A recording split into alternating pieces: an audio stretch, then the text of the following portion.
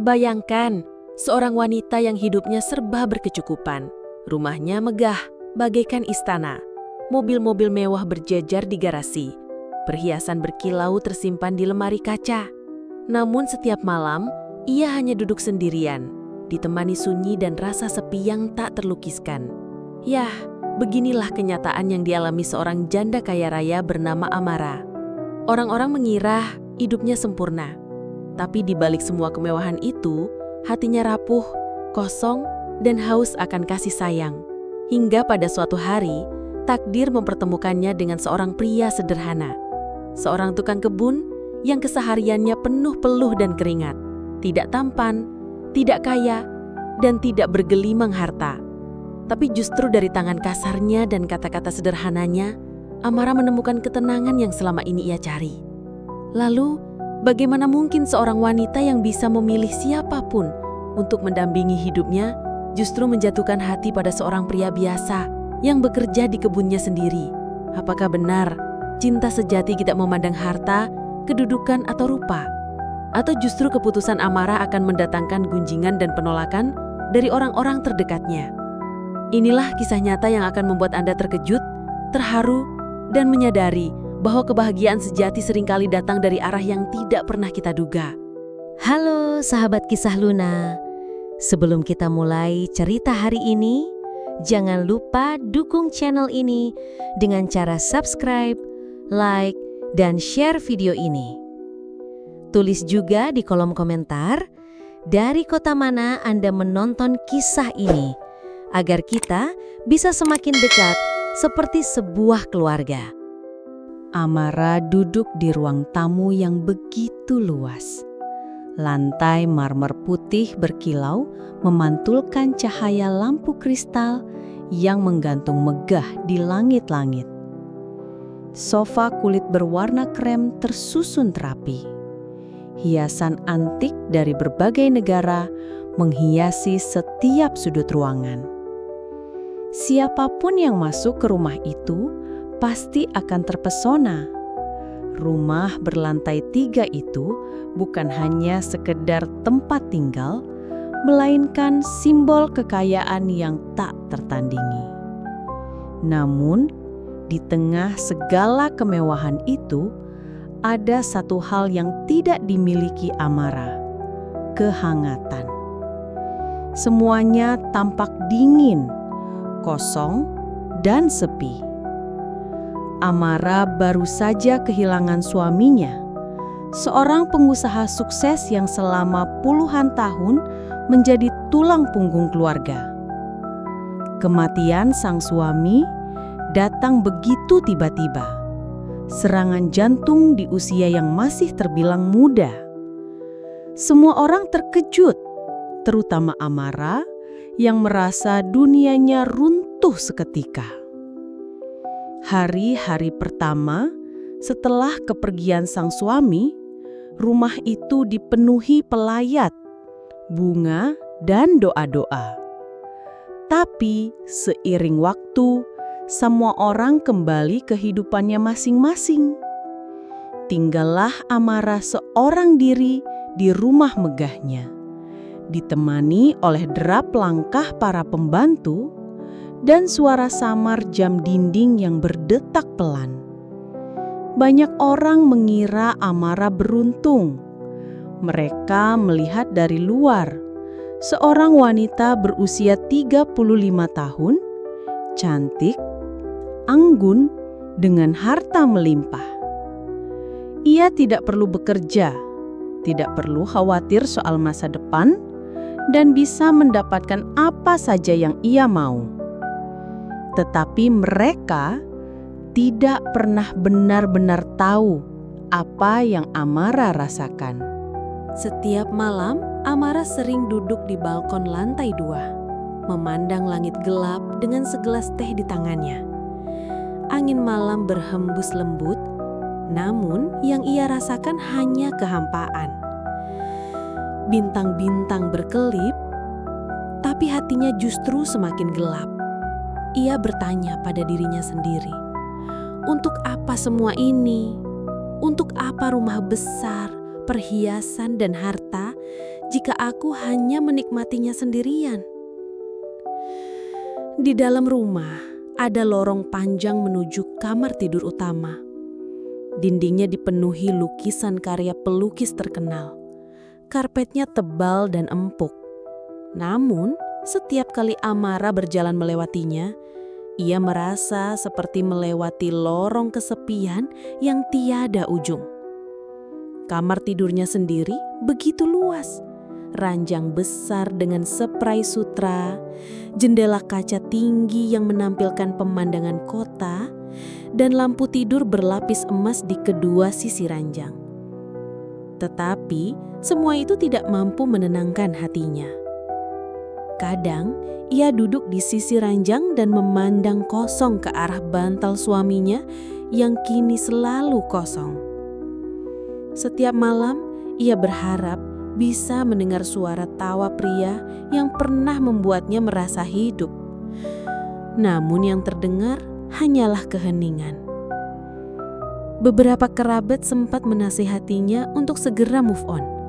Ada yang menyarankan agar ia kembali bergaul dengan kalangan sosialita. Ada pula yang mencoba mengenalkannya pada lelaki mapan. "Kamu masih muda, Amara. Kamu cantik, kamu kaya. Kamu bisa mendapatkan siapa saja." Begitu kata mereka. Namun Amara hanya tersenyum tipis, tanpa jawaban. Ia tahu orang-orang hanya melihat sisi luar kehidupannya, bukan luka yang ia simpan rapat-rapat di dalam dada. Hari demi hari, rasa sepi semakin menyiksa. Ada kalanya Amara berkeliling rumah hanya untuk memastikan dirinya tidak benar-benar sendirian. Ia melewati ruang musik tempat piano mahal tergeletak tanpa sentuhan, ruang makan panjang dengan kursi beludru berjejer rapi, dapur modern yang jarang digunakan, hingga halaman belakang yang dipenuhi bunga indah. Semuanya tampak begitu hidup, tapi tanpa orang yang ia cintai, semua itu tidak berarti apa-apa. Yang lebih menyakitkan lagi, banyak orang di luar sana menganggap hidupnya sempurna. Beberapa tetangga sering berbisik-bisik, "Lihat, janda itu beruntung sekali. Dia tidak perlu bekerja, hidupnya sudah terjamin." Ada pula yang iri pada kemewahan yang ia miliki, tanpa menyadari bahwa Amara justru merasa paling miskin kasih sayang. Pada suatu sore, Amara duduk sendirian di taman belakang rumahnya. Bunga mawar yang ditanam suaminya dulu bermekaran indah, namun justru membuatnya teringat akan kenangan yang tak bisa kembali. Ia menatap kelopak bunga itu sambil berbisik, "Andai kamu masih ada di sini, mungkin aku tidak akan merasa sesepi ini." Air matanya jatuh, membasahi tanah di bawah bangku taman. Sore itu, langit perlahan berubah jingga, burung-burung beterbangan kembali ke sarang dan suara jangkrik mulai terdengar. Amara menutup matanya, berusaha menahan rasa sakit yang membelenggu hatinya. Di balik segala kekayaan dan status sosial, Amara hanyalah seorang wanita yang kehilangan tempat bersandar. Ia merindukan obrolan sederhana, tawa ringan, atau sekadar ditemani seseorang saat makan malam. Namun yang ia temukan hanyalah ruang kosong, kursi yang tak pernah terisi, dan piring yang selalu sendirian di meja makan panjang. Kesepian itu semakin kuat hingga membuat Amara sering merenung. Apakah hidupnya hanya akan berakhir dengan rasa hampa? Apakah ia akan selamanya menjadi wanita kaya yang dilihat orang dengan kagum, tapi tidak pernah benar-benar bahagia? Ia sendiri tidak tahu. Tapi satu hal pasti, di lubuk hatinya, Amara merasa ada sesuatu yang hilang. Sesuatu yang tak bisa dibeli dengan uang, tak bisa diganti dengan emas, dan tak bisa diukur dengan harta. Sesuatu itu adalah cinta yang tulus, sederhana, dan apa adanya. Dan tanpa ia sadari, doa dalam hatinya itu perlahan mulai dijawab oleh semesta. Karena di balik pagar rumah megahnya, akan datang seseorang yang sederhana yang akan mengisi kekosongan hatinya. Pagi itu, cahaya matahari menembus jendela besar ruang makan Amara. Tirai putih tipis berkibar perlahan, diiringi angin sejuk yang masuk dari celah jendela. Amara duduk di meja makan yang panjang. Di hadapannya hanya ada secangkir kopi dan sepotong roti yang bahkan tidak ia sentuh. Matanya sayu, pikirannya melayang entah kemana. Hari-hari yang ia jalani terasa sama. Bangun, sarapan seadanya, duduk sendirian, dan menatap rumah megah yang hening tanpa suara. Namun hari itu, ada sesuatu yang berbeda. Dari kursi makannya, Amara mendengar suara samar-samar dari arah halaman belakang. Suara gesekan sapu, bunyi ranting patah dan derap langkah seseorang yang sedang bekerja. Amara menoleh, sedikit heran, lalu bangkit dari kursinya dan berjalan menuju jendela besar yang menghadap taman. Di sana, ia melihat seorang pria dengan pakaian sederhana. Kaos lusuh yang sudah pudar warnanya, celana kerja panjang yang penuh bercak tanah, dan topi lusuh yang melindungi wajahnya dari terik matahari. Lelaki itu tampak sibuk membersihkan dedaunan kering yang berserakan, memungut ranting-ranting patah, dan sesekali menyeka keringat di dahinya dengan punggung tangan. Amara menggernyitkan dahi. Ia belum pernah melihat pria itu sebelumnya. Biasanya, taman dirawat oleh tukang kebun langganan yang hanya datang seminggu sekali. Tak lama kemudian, kepala rumah tangga yang sudah lama bekerja untuk keluarga Amara datang menghampirinya. "Bu, ini Pak Bima, tukang kebun baru yang saya pekerjakan untuk merawat taman. Taman kita sudah lama terbengkalai, jadi saya pikir perlu seseorang yang khusus mengurusinya setiap hari." Amara hanya mengangguk singkat. Ia tidak terlalu peduli. Baginya, semua pekerja rumah hanyalah bayangan yang lalu lalang mengisi kekosongan rumah tanpa benar-benar hadir dalam hidupnya. Namun, entah kenapa, matanya kembali menatap ke arah lelaki itu. Ada sesuatu yang berbeda. Cara ia bekerja begitu tenang, begitu sabar, dan penuh perhatian. Setiap kali ia merapikan bunga, ia melakukannya dengan lembut. Seolah-olah tanaman itu adalah sesuatu yang hidup dan punya perasaan. Ia tidak asal memangkas, tapi memperhatikan setiap detail. Sesekali ia berhenti, menghela napas panjang, lalu menatap bunga yang baru saja ia rawat, seakan sedang berbicara dengan mereka. Amara tertegun. Ada kehangatan yang terpancar dari cara lelaki itu bekerja, meski wajahnya keras terbakar matahari. Hari itu berlalu tanpa percakapan. Amara hanya memperhatikan dari kejauhan. Namun malam harinya, ketika ia duduk di balkon rumah, suara gemericik air dari taman masih terngiang di telinganya. Ia teringat pada sesosok sederhana yang seharian menghabiskan waktu membersihkan, menyapu, dan menata taman. Esok paginya, Amara kembali menemukan lelaki itu di taman. Kali ini, ia sedang memangkas ranting pohon manggar yang tumbuh liar. Amara keluar rumah, berdiri di teras, dan memperhatikannya cukup lama. Bima, itulah nama lelaki itu. Tidak menyadari dirinya sedang diperhatikan. Ia sibuk dengan pekerjaannya. Peluh mengalir dari kening, namun ekspresinya tenang, tanpa keluhan. "Pak, namanya siapa?" Amara akhirnya bertanya. Suaranya pelan, namun cukup jelas terdengar. Lelaki itu terkejut, lalu segera melepas topinya dan menunduk hormat. "Saya Bima, Bu, tukang kebun yang baru." Amara mengangguk. "Sejak kapan Anda mulai bekerja di sini?" "Baru 2 hari, Bu. kepala rumah tangga bilang taman ini butuh perhatian khusus, jadi saya dipekerjakan untuk merawatnya setiap hari. Saya akan berusaha sebaik mungkin supaya taman ini kembali indah seperti dulu. Jawaban itu sederhana, namun jujur. Tidak ada nada mencari muka, tidak ada basa-basi. Hanya ketulusan seorang pekerja yang ingin melakukan tugasnya dengan baik. Amara terdiam sesaat, lalu tersenyum tipis. Terima kasih.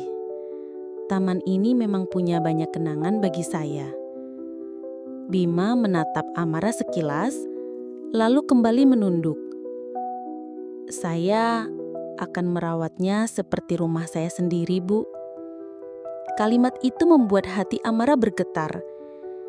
Ia tidak tahu kenapa, tapi kata-kata lelaki itu begitu tulus, seolah keluar dari dasar hati.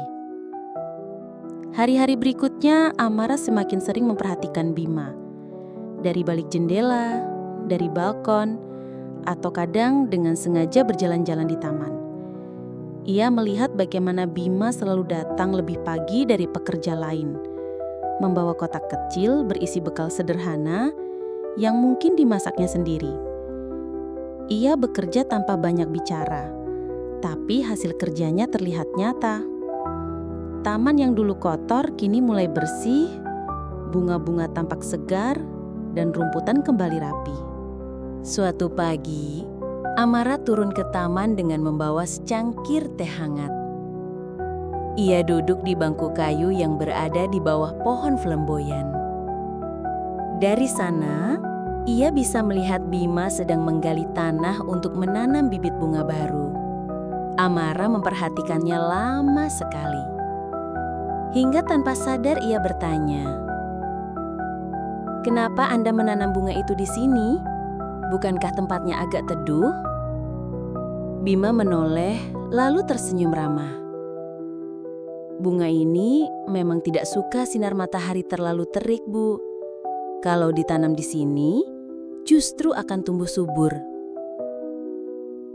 Tanaman itu seperti manusia, butuh tempat yang sesuai untuk bisa bertahan hidup."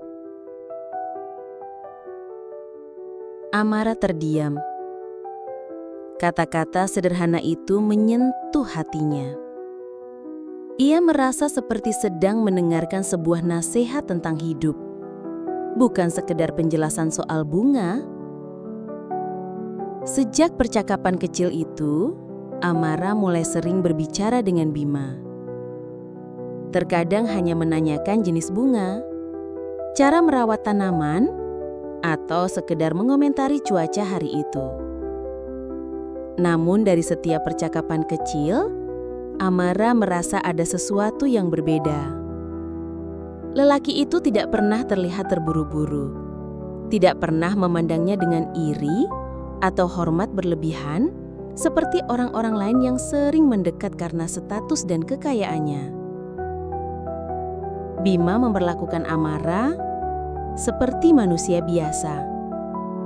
Dan justru itulah yang membuat Amara merasa nyaman.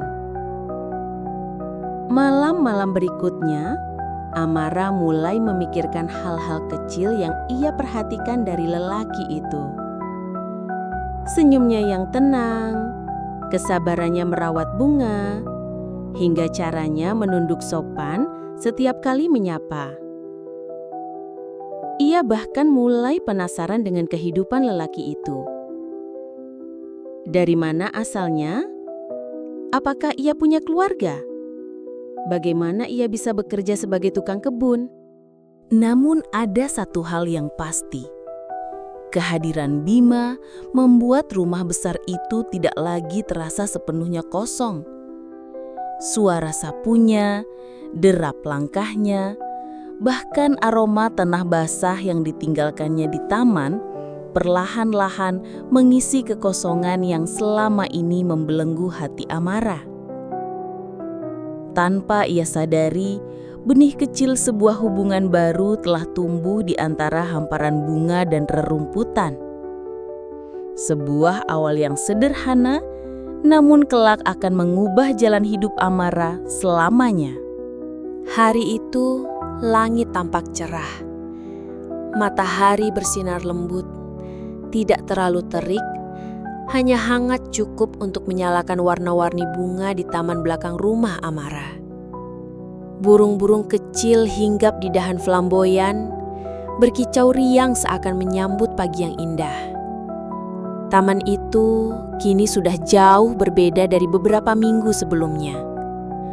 Rumput hijau mulai tumbuh rapi, bunga-bunga mekar beraturan, dan udara segar menguar dari tanah basah yang baru saja disiram. Amara duduk di bangku kayu panjang. Bangku yang dulu sering ia duduki bersama mendiang suaminya. Dulu, setiap sore mereka berbincang ringan di sana. Tentang pekerjaan, tentang rencana liburan, bahkan sekadar tentang bunga yang sedang mekar. Sejak suaminya tiada, bangku itu terasa kosong. Setiap kali ia duduk, hanya ada kenangan yang menghantui. Tapi pagi itu berbeda. Ada seseorang di taman itu. Seorang pria sederhana yang sibuk menatap pot-pot bunga di sisi jalan setapak. Bima, si tukang kebun baru, bekerja tanpa banyak bicara. Ia memanggul karung berisi pupuk, tangannya penuh tanah, wajahnya basah oleh keringat. Meski begitu, ia tampak begitu tenang, seakan-akan setiap gerakan yang ia lakukan punya ritme, punya tujuan. Amara memperhatikannya lama sekali. Ada dorongan dalam hatinya untuk berbicara, meski ia sendiri ragu. Selama ini, ia terbiasa menjaga jarak dengan para pekerja rumah. Mereka bekerja, ia hanya mengawasi, tidak lebih. Tapi entah kenapa, kehadiran Bima membuatnya ingin tahu lebih banyak. Akhirnya, setelah menarik napas panjang, Amara membuka suara. "Pak, capek sekali kelihatannya.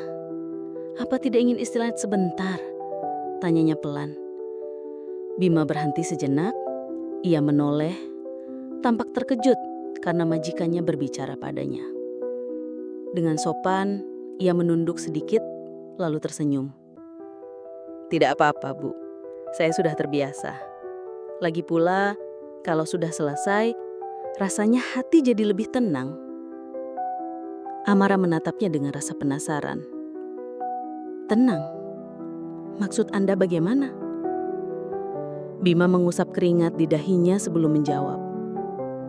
"Taman ini, Bu, kalau kita rawat dengan baik, bunga-bunga akan mekar.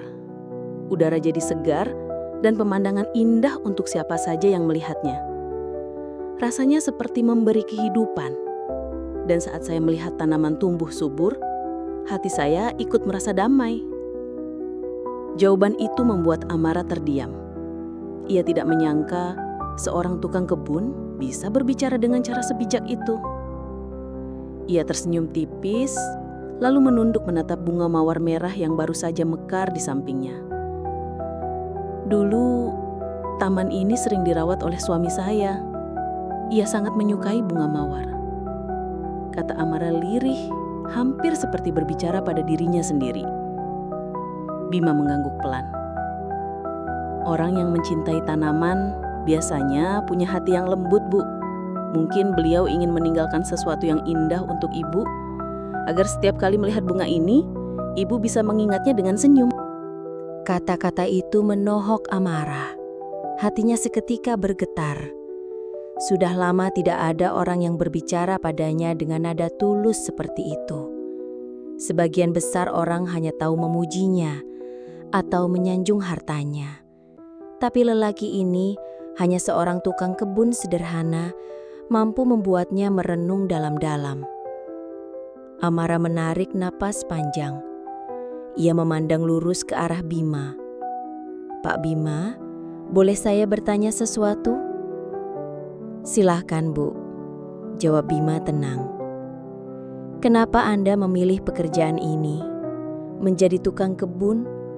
Bukankah lebih banyak orang mencari pekerjaan lain yang katanya lebih menjanjikan? Bima tersenyum samar, lalu menancapkan cangkulnya ke tanah agar bisa berdiri tegak. Ia menatap langit sebentar, sebelum menurunkan pandangannya kembali ke arah Amara.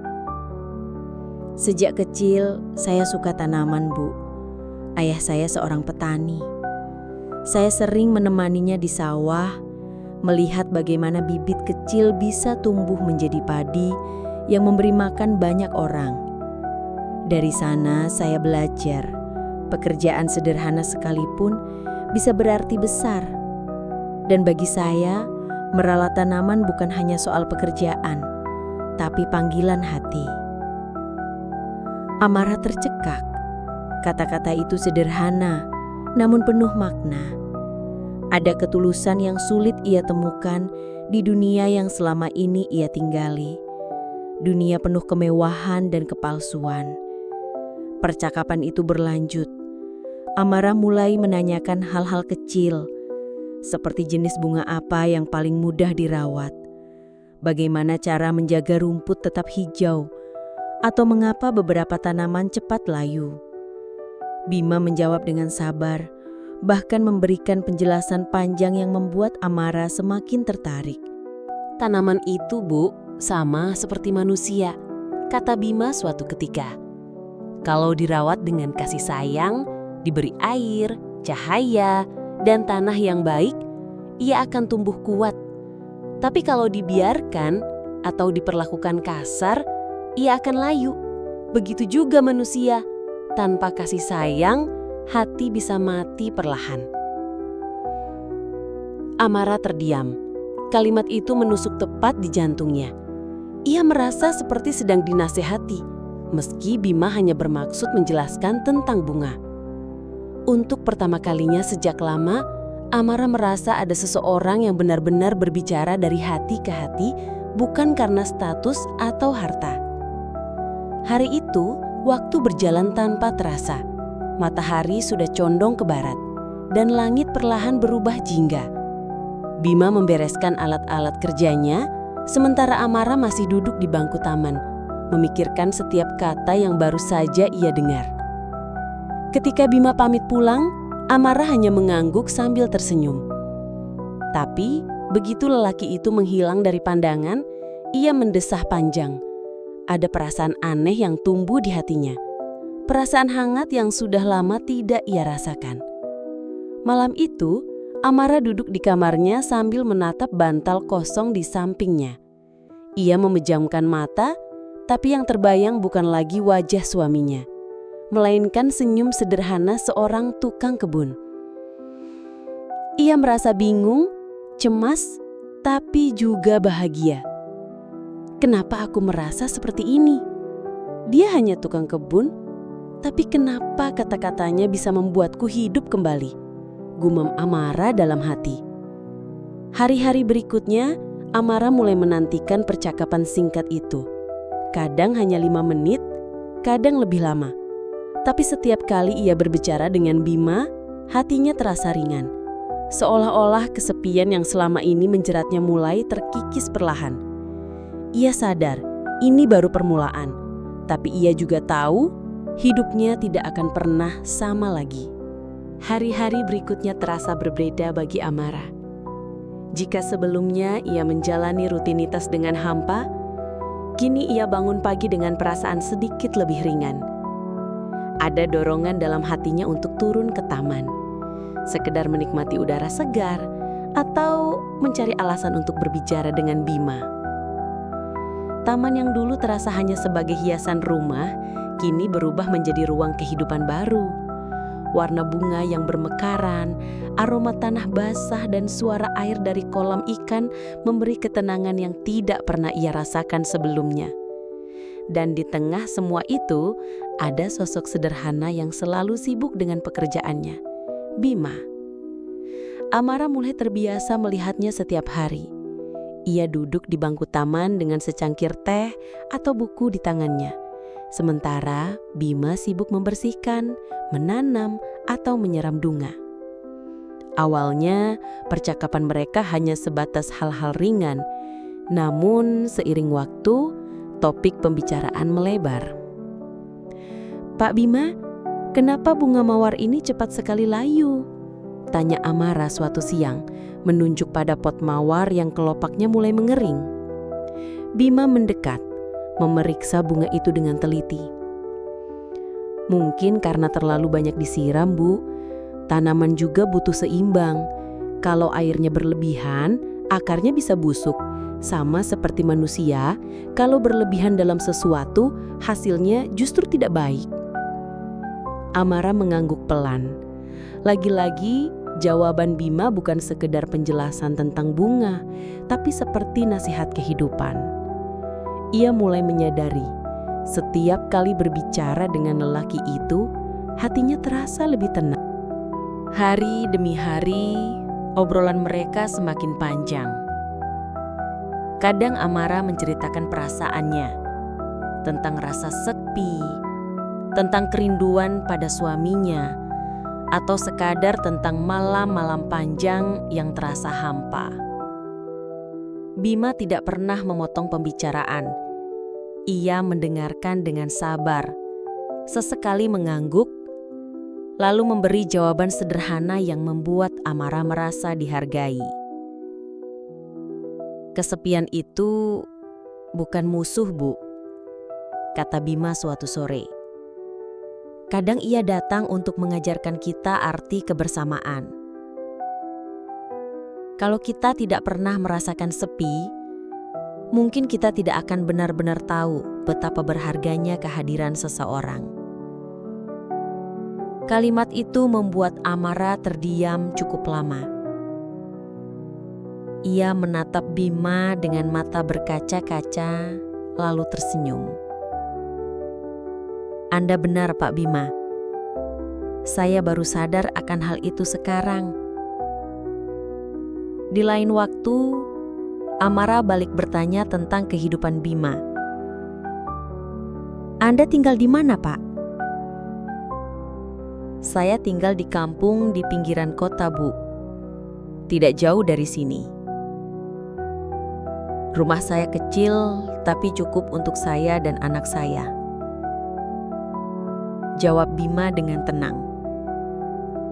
Amara mengangkat alis, sedikit terkejut. "Anda punya anak? Istri Anda?" Bima menunduk sejenak, lalu menarik napas panjang. "Istri saya sudah lama meninggal, Bu. Sejak anak saya masih kecil. Jadi saya membesarkannya sendiri. Hidup tidak mudah, tapi saya percaya setiap kesulitan ada jalannya." Amara tercekat. Ia tidak menyangka lelaki sederhana itu juga seorang duda. Ada kesamaan yang tiba-tiba ia rasakan. Mereka sama-sama pernah kehilangan orang yang mereka cintai. Sama-sama berjuang melewati kesepian. Sejak saat itu, kedekatan mereka semakin nyata. Amara mulai merasa nyaman bercerita apa saja pada Bima. Kadang tentang masa lalunya yang penuh kemewahan tapi kosong. Kadang tentang kecemasannya menghadapi masa depan. Bima tidak pernah menghakimi, tidak pernah mengejek, hanya mendengarkan dengan sabar. Ada kalanya mereka tertawa bersama. Suatu siang, ketika Bima sedang menanam bunga kertas, ia tanpa sengaja terkena cipratan air dari selang.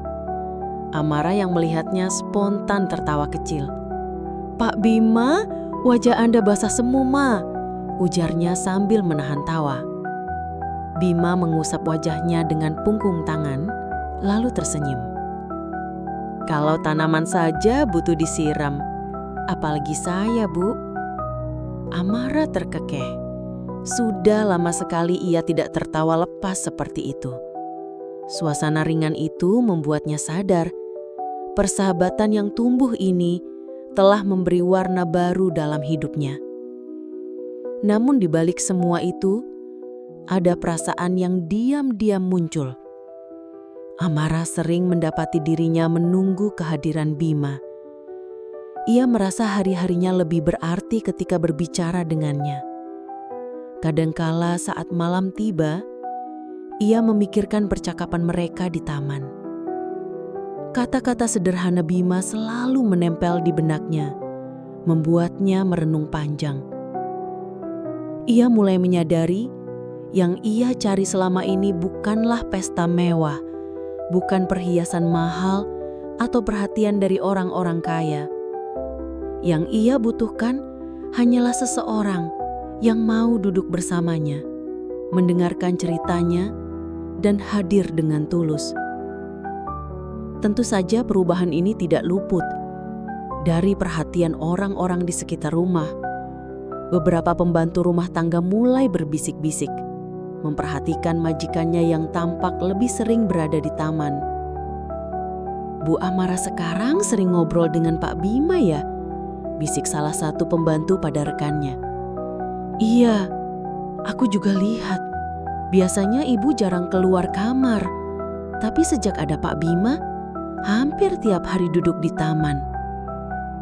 Mereka saling pandang dan tersenyum samar, seakan tahu ada sesuatu yang berbeda. Amara tidak peduli dengan bisikan itu. Baginya, yang terpenting adalah hatinya perlahan merasa hidup kembali. Ia tidak peduli apa kata orang, karena hanya dirinya yang tahu betapa berharganya kehadiran Bima. Suatu malam, Amara menulis di buku catatan pribadinya. Tangannya bergetar, matanya berkaca-kaca. Ia menulis, "Hari ini aku kembali tertawa. Entah sudah berapa lama sejak aku merasakan itu. Semua karena Bima. Lelaki sederhana yang bahkan tidak pernah kuperhitungkan kehadirannya, kini menjadi alasanku untuk menatap hari esok. Aku takut, tapi aku juga bahagia. Apakah ini salah? Atau ini adalah jawaban atas doa-doa kesepian yang selama ini kupanjatkan?" Dengan air mata menetes, Amara menutup buku catatannya. Ia tahu, persahabatan ini mungkin akan membawa konsekuensi besar. Tapi untuk pertama kalinya setelah lama terpuruk, ia berani membiarkan hatinya terbuka.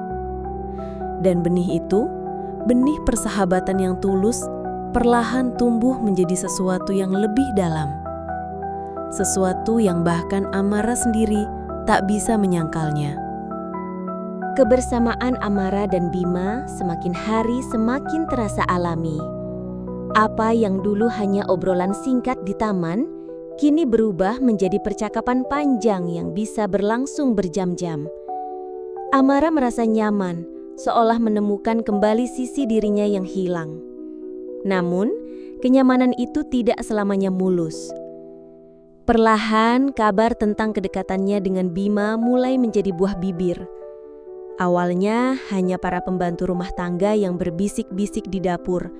Mereka memperhatikan majikan mereka yang dulu jarang sekali keluar kamar, kini hampir setiap hari duduk di bangku taman, ditemani seorang tukang kebun. Kamu lihat nggak? Bu Amara sekarang sering ngobrol sama Pak Bima?" "Iya, aku juga lihat. Kadang sampai sore mereka duduk bareng. Heran, padahal biasanya Bu Amara cuek banget sama pekerja." "Jangan-jangan ada sesuatu ya?" bisik salah satu dari mereka dengan nada penuh rasa ingin tahu. Bisikan itu semakin hari semakin ramai. Dari telinga para pembantu, kabar itu sampai ke tetangga, bahkan ke keluarga besar Amara.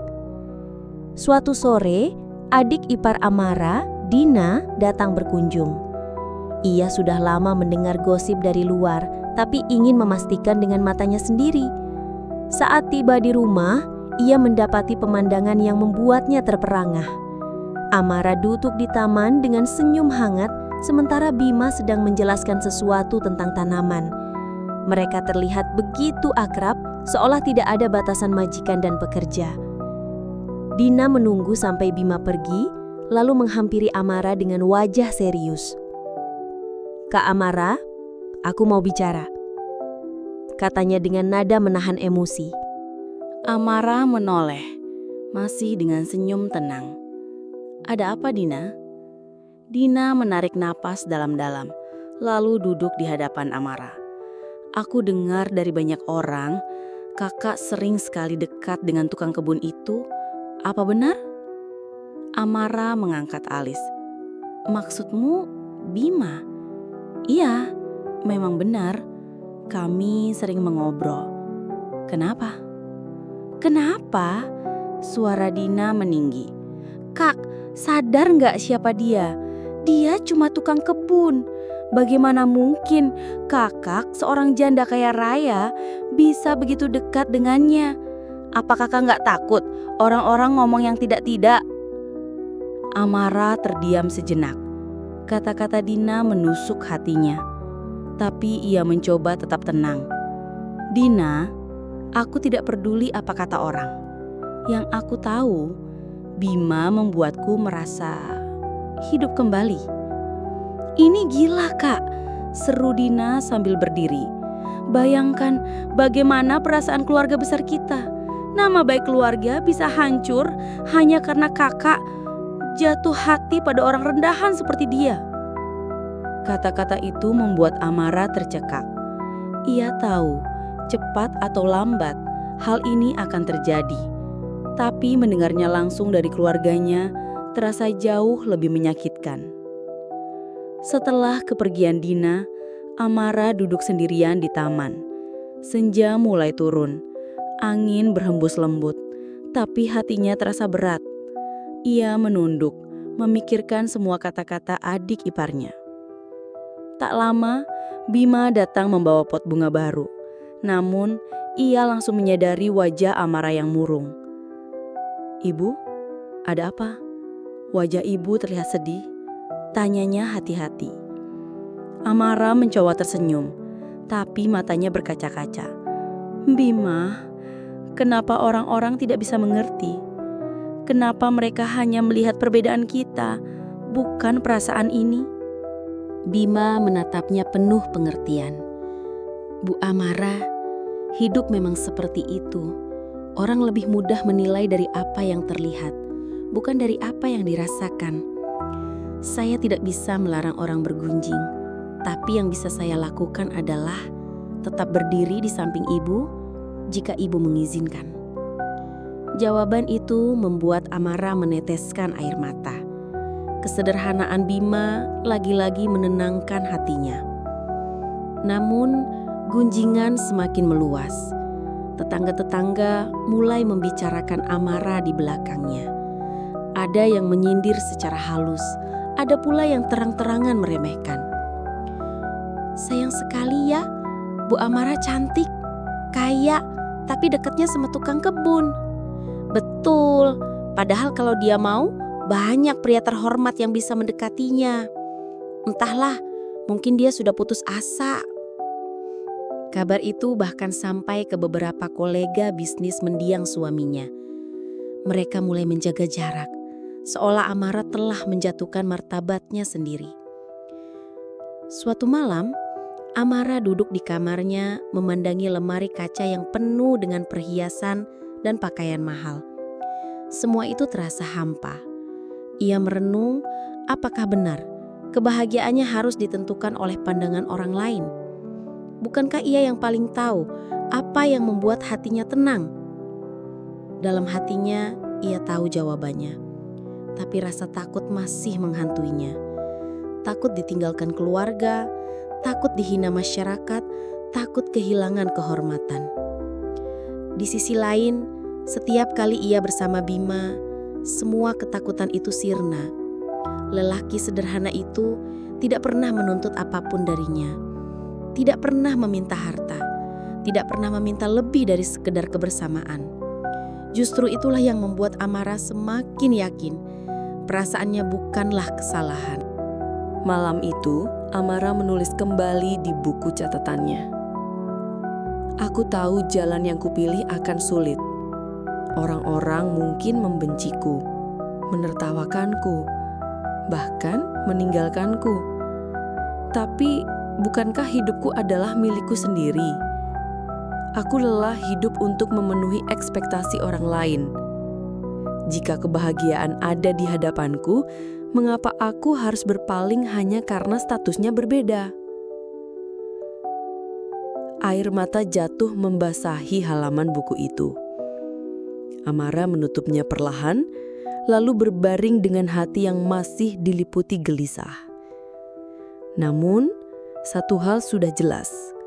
Badai guncingan baru saja dimulai, dan ia harus siap menghadapinya. Hari-hari yang seharusnya damai, kini berubah menjadi penuh tekanan bagi Amara.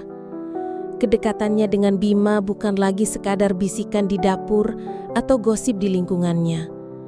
Isu itu sudah merebak luas, bahkan sampai ke telinga keluarga besar dan kolega bisnis almarhum suaminya. Setiap kali Amara keluar rumah, ia bisa merasakan tatapan berbeda dari orang-orang. Beberapa menatap dengan rasa iba, beberapa dengan sinis, dan sebagian lainnya dengan nada ejekan tersembunyi. Kasian ya, janda kaya sampai jatuh ke pelukan tukang kebun. Seharusnya dia bisa cari pria terhormat. Ini malah mempermalukan keluarganya sendiri. Komentar seperti itu menusuk hati Amara. Namun ia berusaha tetap tegak. Tapi ketika komentar itu sampai ke keluarganya, badai besar benar-benar datang. Suatu malam, Dina, adik ipar Amara, datang kembali. Kali ini tidak sendiri.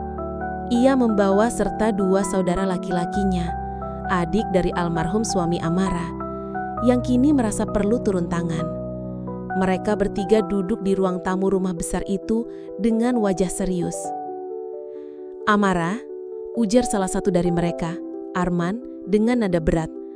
"Kami sudah terlalu banyak mendengar kabar yang memalukan. Kamu benar-benar sudah lupa siapa dirimu?" Amara yang duduk di seberang mencoba tenang. "Maksudmu apa, Arman?" Arman menatapnya tajam. "Maksudku adalah, kamu adalah istri dari almarhum kakak kami. Kamu membawa nama baik keluarga ini. Tapi sekarang, kamu menjatuhkan kehormatan kami dengan dekat dengan seorang tukang kebun." Nada suaranya meninggi, membuat ruangan terasa sesak. Dina ikut menimpali. "Kami ini keluargamu juga, Kak. Kami tidak bisa membiarkan ini terus terjadi. Kalau kakak terus berhubungan dengan dia, nama keluarga kita akan hancur. Orang akan menertawakan kita semua." Amara mengepalkan tangannya di pangkuan. Hatinya sakit mendengar kata-kata itu. "Aku tidak peduli pada apa kata orang. Yang aku tahu, Bima membuatku merasa bahagia. Dia satu-satunya yang mau mendengarkan aku tanpa menghakimi."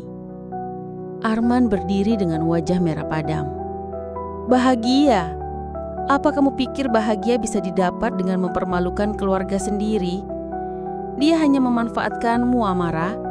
Dia tahu kamu kaya, jadi dia pura-pura baik." Amara terkejut mendengar tuduhan itu. "Tidak, kamu salah. Bima tidak pernah meminta apapun dariku. Justru dia yang paling tulus dalam hidupku." Pertengkaran itu berlangsung lama. Kata demi kata seperti pisau menusuk batin Amara. Pada akhirnya, keluarga besar memberi ultimatum.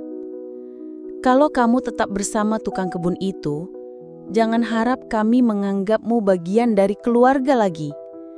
Kamu akan sendiri, Amara. Ingat itu." Mereka pergi dengan langkah berat, meninggalkan Amara yang terduduk lemas di sofa, menangis tanpa suara. Keesokan harinya, gosip semakin kencang. Di pasar, di warung, bahkan di jalan, orang-orang membicarakan Amara. Ada yang terang-terangan mengolok-ngolok, ada yang menatap dengan pandangan merendahkan.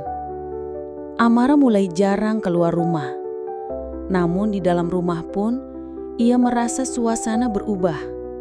Beberapa pembantu rumah tangga mulai menjaga jarak, seolah takut terseret gosip majikannya. Hanya segelintir saja yang masih setia padanya. Dan yang paling menyakitkan, beberapa kali ia mendengar langsung ejekan tetangga saat Bima datang bekerja. "Lihat, itu dia tukang kebunnya. Wah, sebentar lagi bisa jadi juragan ya. Hahaha, siapa sangka tukang kebun bisa naik derajat karena janda kaya." Bima hanya menunduk, pura-pura tidak mendengar. Namun Amara tahu, hatinya pasti terluka. Suatu sore, ketika Amara duduk di teras, ia mendengar dua tetangga berbicara di luar pagar dengan nada sinis. Benar-benar memalukan, seorang wanita seperti dia malah merendahkan dirinya. Ia, kalau almarhum suaminya tahu, pasti kecewa besar. Amara tidak tahan lagi. Ia berdiri, membuka pintu pagar, dan menatap keduanya dengan mata berapi-api. "Cukup! Jangan campuri urusan hidupku!" Suaranya lantang, membuat kedua tetangga itu terkejut. "Kalian tidak tahu apa-apa tentang kesepian yang aku rasakan. Jangan menghakimi sebelum merasakan sendiri penderitaan orang lain." Tetangga itu terdiam, lalu buru-buru pergi. Amara menutup pagar dengan tangan gemetar. Air matanya jatuh deras. Tapi ada sedikit rasa lega karena ia akhirnya berani bersuara. Di tengah semua kekacauan itu, Bima tetap seperti biasa. Ia tidak marah, tidak menuntut, dan tidak mundur. Setiap hari ia tetap bekerja di taman dengan tenang, seolah tidak ada yang terjadi. Suatu kali, Amara mendatanginya dengan wajah penuh beban. "Bima, aku tidak kuat lagi. Semua orang menentangku. Keluargaku, tetanggaku, bahkan pembantuku sendiri. Aku takut kehilangan segalanya." Bima berhenti menyapu daun, lalu menatap Amara dengan mata teduh. "Bu Amara, hidup ini memang penuh ujian. Kalau hati ibu yakin, jangan biarkan suara orang lain menggoyahkannya. Saya tahu saya bukan siapa-siapa, tapi saya berjanji, saya tidak akan pernah meninggalkan ibu." Amara menutup wajahnya dengan kedua tangan, terisak. Kata-kata itu seperti pelindung baginya. Meski sederhana, tapi ketulusan Bima membuatnya merasa kuat kembali. Beberapa hari kemudian, keluarga besar kembali datang. Kali ini dengan lebih keras. Mereka tidak lagi sekedar memberi ultimatum. Mereka menuntut agar Amara segera memecat Bima. "Kami tidak mau lagi melihat dia di rumah ini. Pecat dia sekarang juga, atau kami akan mengambil alih aset keluarga yang masih terhubung dengan nama suamimu," ancam Arman dengan nada tajam. Amara terdiam. Ancaman itu nyata. Jika ia melawan, ia bisa kehilangan sebagian besar harta yang diwariskan suaminya. Rumah besar, bisnis keluarga, bahkan keamanan hidupnya bisa lenyap. Namun, saat menoleh ke arah Bima yang berdiri di sudut ruangan, menunduk dengan tenang, Amara merasa hatinya bergetar.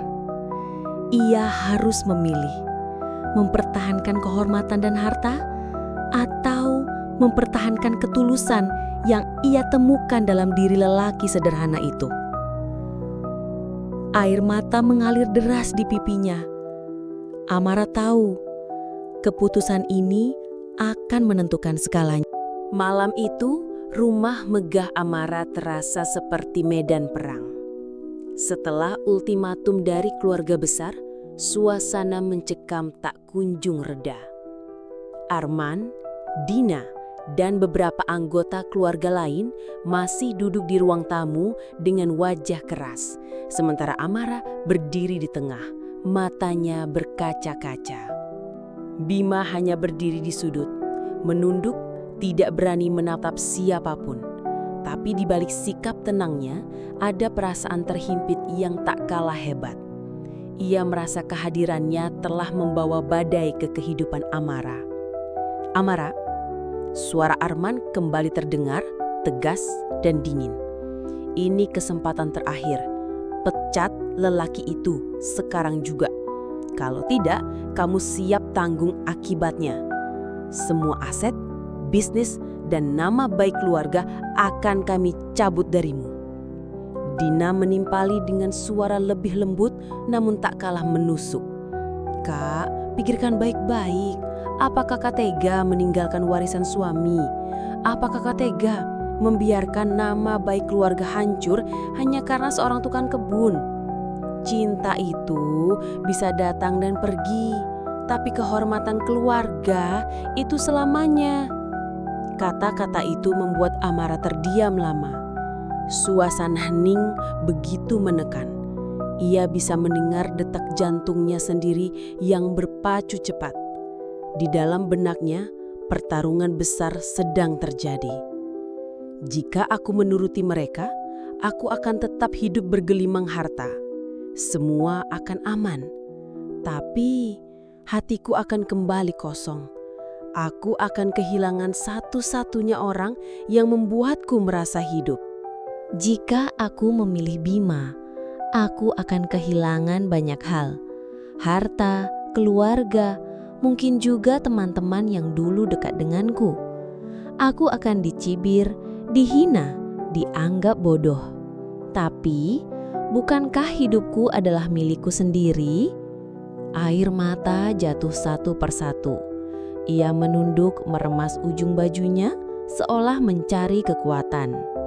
Amara akhirnya mengangkat wajahnya. Sorot matanya berbeda, penuh ketegasan yang belum pernah terlihat sebelumnya. Arman, Dina, dan kalian semua, ucapnya dengan suara bergetar namun tegas. Aku berterima kasih karena kalian peduli padaku. Tapi ini hidupku, aku yang menjalaninya, dan aku yang berhak memilih jalanku. Dina terperanjat. Kakak, jangan gegabah. Apa kakak sadar apa yang kakak ucapkan? Amara mengangguk pelan lalu menatap ke arah Bima yang masih menunduk. Aku sadar betul. Mungkin bagimu dia hanya tukang kebun. Tapi bagiku dia adalah cahaya yang membuatku keluar dari kegelapan. Selama ini aku hidup dikelilingi kemewahan tapi hatiku kosong. Dia yang membuatku merasakan kembali arti kebahagiaan. Arman berdiri dengan wajah merah padam. Jadi, kamu benar-benar memilih dia? Seorang tukang kebun dibandingkan keluarga dan harta? Amara menatapnya lurus. Ya, aku memilih dia. Kalimat itu jatuh seperti petir. Semua orang di ruangan terdiam, bahkan suara jangkrik di luar pun terdengar jelas. Dina menutup mulutnya. Tidak percaya. Kak, apakah kakak sudah gila? Bagaimana dengan nama baik keluarga? Amara menggeleng dengan senyum pahit. Nama baik yang kalian maksud hanya topeng? Apa artinya nama baik jika aku harus hidup dalam kesepian seumur hidupku? Aku sudah kehilangan suamiku. Jangan paksa aku kehilangan kebahagiaan yang tersisa hanya demi citra di mata orang lain. Arman menepuk meja keras. Baiklah, kalau itu keputusanmu, jangan salahkan kami. Mulai detik ini, kamu bukan bagian dari keluarga ini lagi. Semua warisan yang masih terkait dengan nama keluarga akan kami tarik kembali. Hidupmu, kamu tanggung sendiri. Suasana ruangan mendidih. Dina menangis, Arman melangkah pergi dengan langkah kasar, dan anggota keluarga lain mengikuti di belakangnya. Tak ada lagi kata-kata perpisahan, hanya tatapan kecewa bercampur marah yang mereka tinggalkan.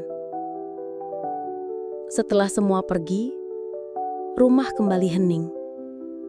Bima tertunduk lemas di sofa, bahunya bergetar menahan tangis. Ia telah mengambil keputusan besar, dan jalan di depannya tidak akan mudah.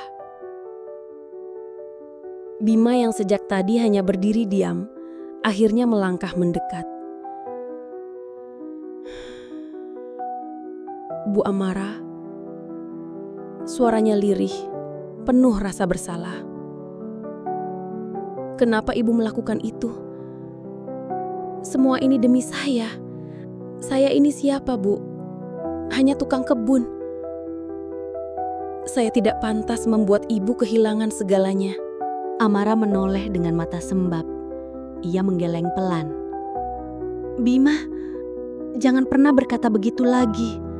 Kamu lebih pantas daripada siapapun. Kekayaan, harta, nama baik, semua itu tidak bisa membuatku tertawa lagi. Tidak bisa membuatku merasa dicintai.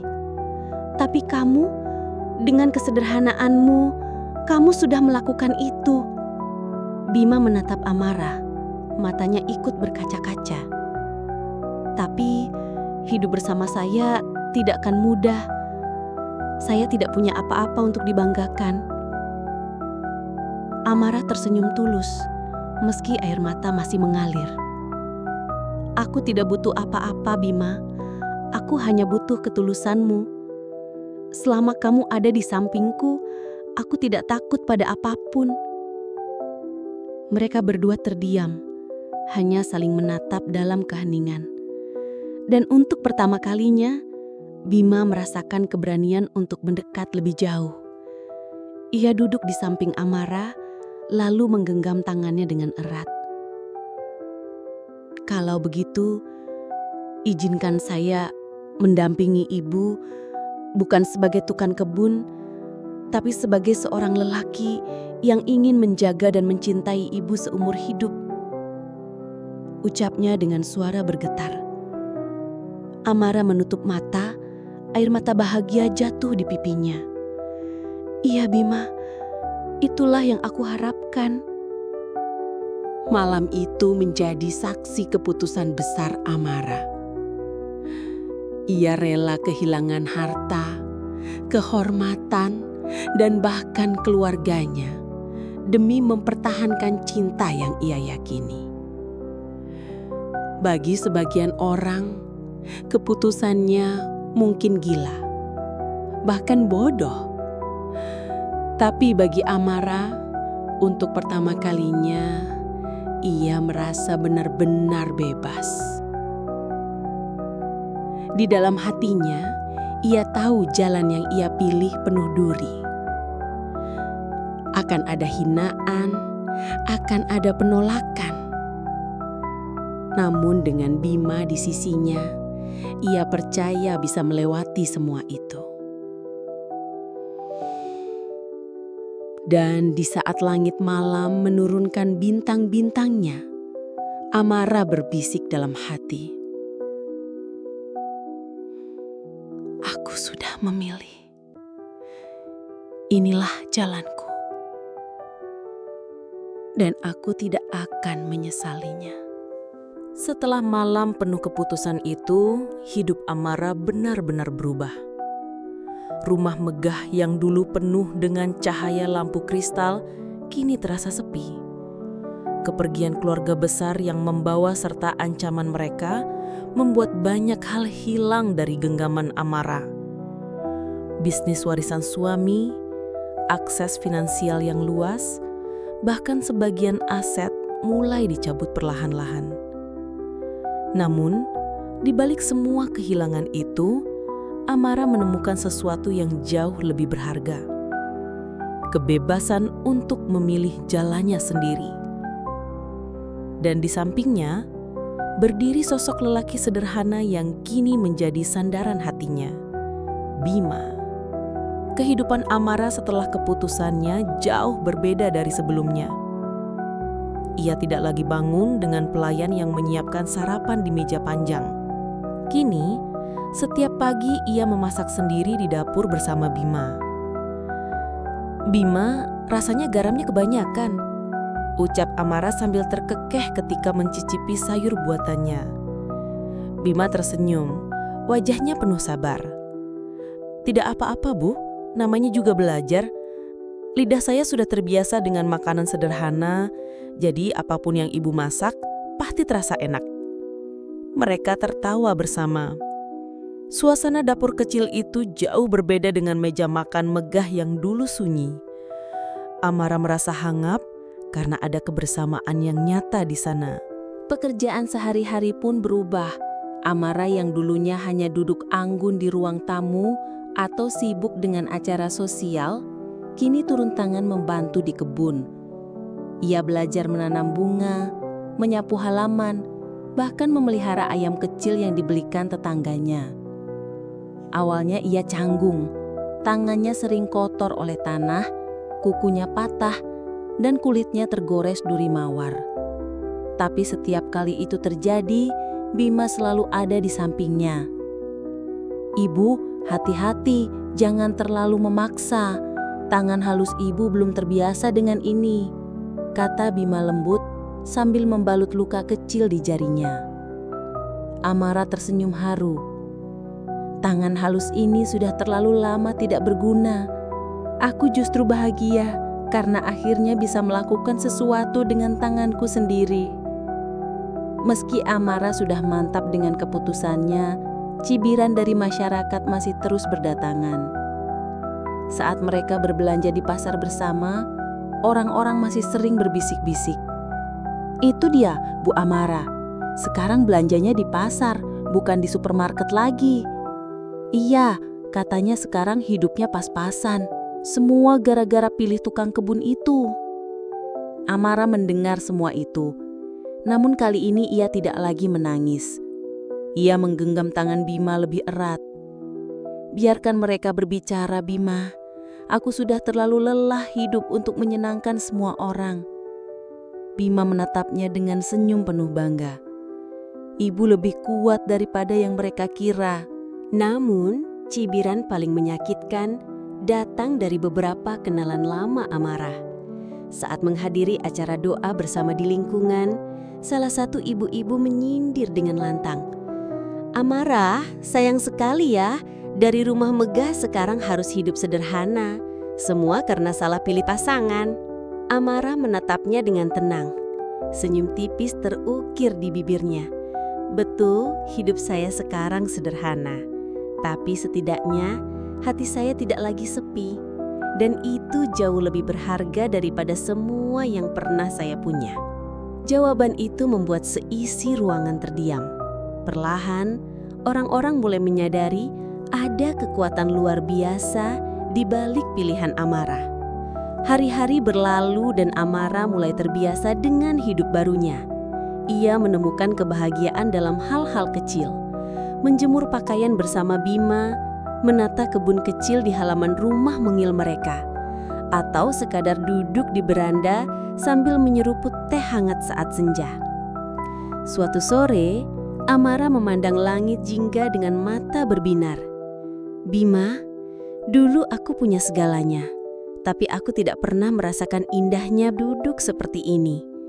Kini aku tidak punya apa-apa, tapi hatiku penuh syukur." Bima menoleh, tersenyum hangat. "Karena kebahagiaan tidak pernah datang dari apa yang kita miliki, Bu. Kebahagiaan datang dari siapa yang ada di samping kita." Kata-kata itu membuat Amara meneteskan air mata bukan karena sedih, tapi karena bahagia yang begitu tulus. Meski awalnya dicibir, lambat laun masyarakat mulai melihat sisi lain dari hubungan Amara dan Bima. Mereka menyaksikan sendiri bagaimana Amara yang dulu dikenal angkuh, kini berubah menjadi ramah dan rendah hati. Amara tidak segan membantu tetangga yang sakit, membagikan makanan sederhana ke anak-anak yatim, atau ikut bergotong royong membersihkan lingkungan. Banyak orang kaget melihat perubahan itu. "Bu Amara sekarang beda sekali ya," kata salah satu tetangga. "Iya, dulu dia jarang keluar rumah, sekarang malah sering bantu kita." Bima pun menjadi sosok yang dihormati, bukan lagi bahan ejekan. Kesabarannya, ketulusannya, dan kesediaannya tetap berdiri di sisi Amara membuat banyak orang perlahan menaruh hormat. Suatu hari, Amara bertemu dengan anak Bima yang sudah remaja. Awalnya anak itu canggung, merasa takut Amara tidak bisa menerima kehidupannya yang sederhana. Namun Amara menyambutnya dengan hangat, bahkan memasakkan makanan kesukaan anak itu. "Dulu aku sering takut kehilangan ayah," kata si anak lirih. "Tapi sekarang aku lihat ayah bahagia. Terima kasih Bu Amara sudah membuat ayah tersenyum lagi." Amara memeluknya erat. "Terima kasih juga karena kamu mau menerima aku. Aku tidak akan menggantikan ibumu, tapi aku berjanji akan menyayangimu." Momen itu menjadi salah satu kebahagiaan terbesar bagi Amara. Ia merasa cintanya pada Bima kini semakin lengkap dengan kehadiran anaknya. Belum semua orang mau menerimanya. Bertahun-tahun kemudian, meski hidup mereka tidak mewah, Amara tidak pernah menyesali pilihannya. Ia lebih bahagia berjalan di pasar tradisional sambil menggandeng tangan Bima dibanding berdiri sendirian di rumah megah penuh harta. Setiap kali ia duduk di beranda rumah mungil mereka, melihat bunga-bunga mekar hasil tangan Bima, ia selalu teringat kata-kata yang dulu ia tulis di buku catatannya. Dari kisah Amara dan Bima, kita belajar bahwa kebahagiaan tidak bisa diukur dengan harta, kedudukan, atau pandangan orang lain. Cinta sejati adalah tentang ketulusan, kesabaran, dan keberanian untuk memilih apa yang benar-benar membuat hati tenang. Kadang, jalan yang kita pilih membuat orang lain menertawakan, bahkan meninggalkan kita. Tapi selama itu adalah jalan yang membuat kita bahagia dan tidak menyakiti orang lain, maka itulah pilihan yang paling tepat.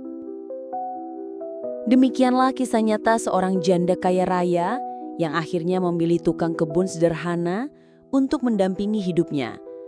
Semoga cerita ini menjadi pelajaran bagi kita semua, bahwa cinta sejati tidak memandang status atau harta. Terima kasih sudah menonton kisah ini di channel Kisah Luna. Jangan lupa tuliskan kota asal Anda di kolom komentar, agar kita bisa saling menyapa. Sampai jumpa di video berikutnya dengan kisah yang tak kalah menyentuh hati.